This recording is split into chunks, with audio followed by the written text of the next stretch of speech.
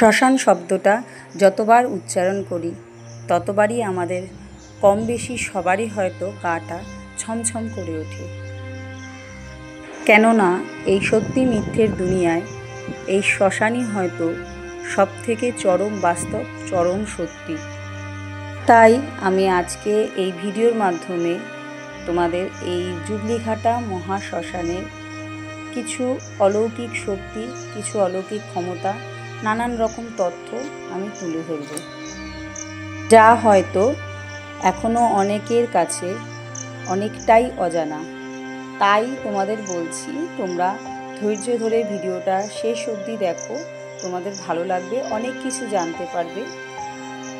ভিডিওটা শুরু করার আগে তোমাদের কাছে আমার সমস্ত বন্ধুদের কাছে একটাই বিনীত অনুরোধ, তোমরা প্লিজ চ্যানেলটাকে একটু সাবস্ক্রাইব করবে, লাইক কমেন্ট শেয়ার করবে, কারণ তোমাদের একটা ছোট্ট লাইক কমেন্ট শেয়ার আর সাবস্ক্রাইবের মাধ্যমে আমার মনোবলটা অনেক অনেক অনেক গুণ বাড়িয়ে দেয়।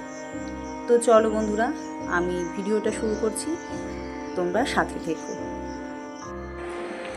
দত্তপুকুর, উত্তর 24 পরগনায় সুতি নদীর পাড়ে এই জুবলিঘাট মহাশ্মশানটি অবস্থিত। এই শ্মশানটি প্রায় 500 বছর পুরাতন। কথিত আছে এই সুতি নদীর দিয়ে চাঁদ সওদাগর বাণিজ্য করতে যেতেন।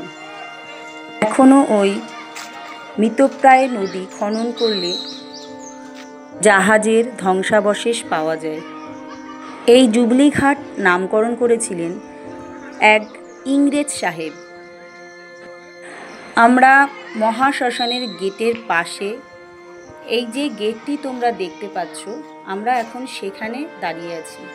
মহাশ্মশানের গেটটা আমি এতক্ষণ তোমাদের দেখালাম, তার পাশেই এইটা হচ্ছে মা কালীর মন্দির। আর এই মা কালী খুবই জাগ্রত, উনি ভক্তদের কথা ভক্তি করে, ভক্তরা ডাকলে ভক্তদের কথা শোনেন। বহু পুরনো এই মন্দির, তোমরা দেখতেই পাচ্ছ, ঢুকতেই একটা শিব মন্দির দেখা যাচ্ছে। আর এটা হচ্ছে মনসা মন্দির, মনসাতলা মনসা মন্দির। এই শিব মন্দিরের পাশেই কালী মাতার মন্দির, অধিষ্ঠাত্রী দেবী রয়েছেন। এই যে জায়গাটা তোমরা এই বেড়িটা দেখতে পাচ্ছ, এটা হচ্ছে বহু পুরনো প্রথম শিব মন্দির, হচ্ছে এই জায়গাটা। এরই পাশে আছে মহাজাগ্রত মা কালী মাতার মন্দির। আর তোমাদের বলে রাখি, এই কালী মাতা যেই বেড়িতে অধিষ্ঠাত্রী এখন, সেই বেড়ির নিচে বিশেষ বিশেষ মানুষের মাথার খুলি রাখা আছে।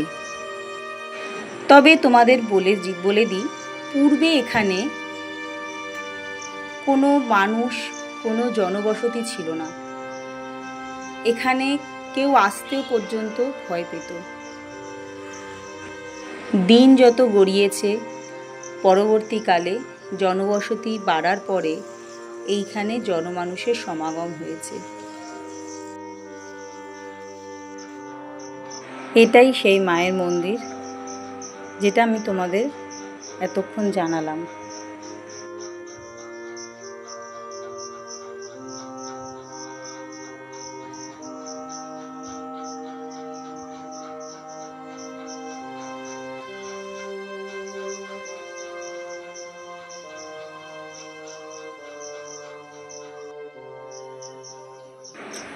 চলো এবার বহু প্রতীক্ষিত সেই জায়গায় যাওয়া যাক। প্রথমেই দেখতে পাচ্ছ মৃত্যুই ত্যাগ।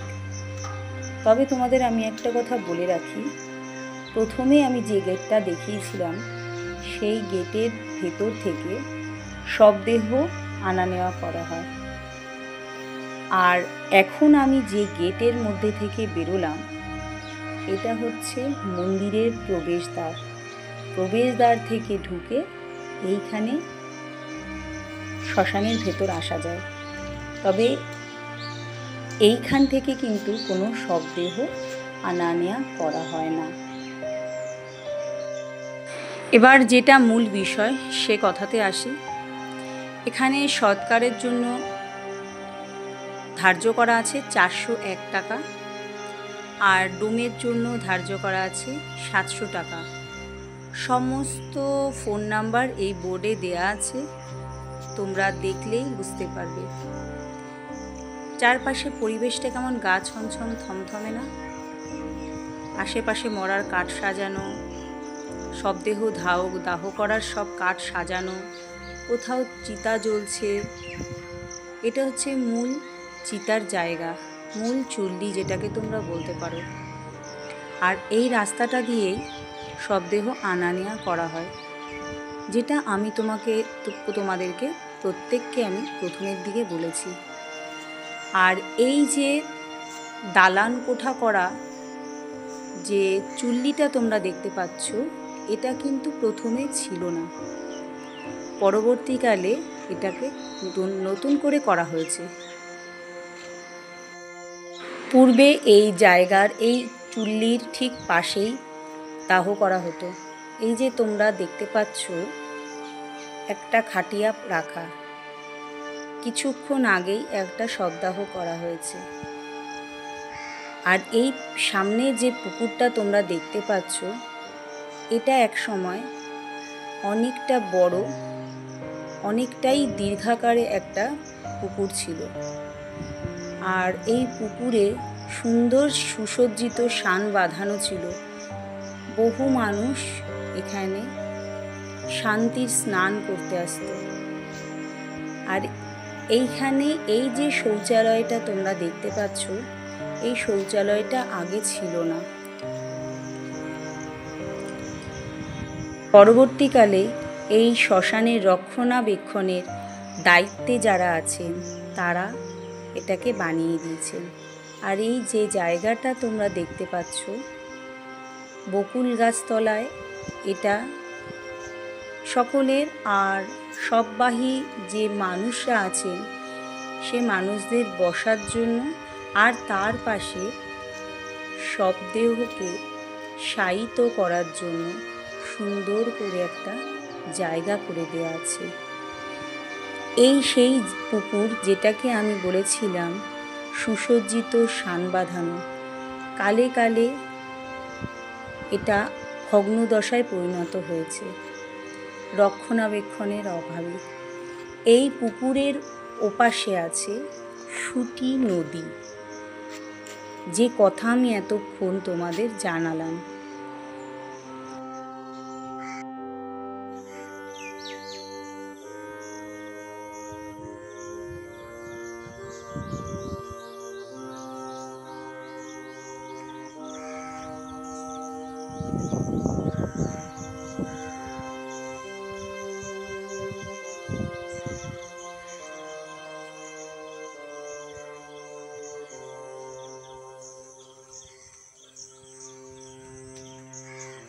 এই জায়গাটাই হচ্ছে, এই শান বাঁধানো জায়গাটাই হচ্ছে শবদেহ শায়িত করার জায়গা।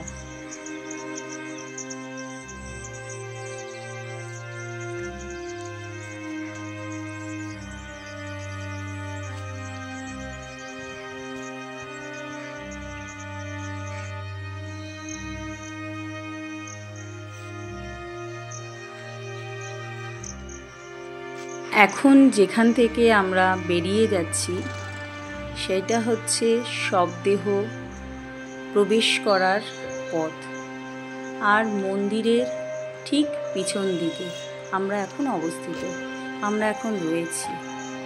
চলো ভিডিওটা এখানেই শেষ করা যাক।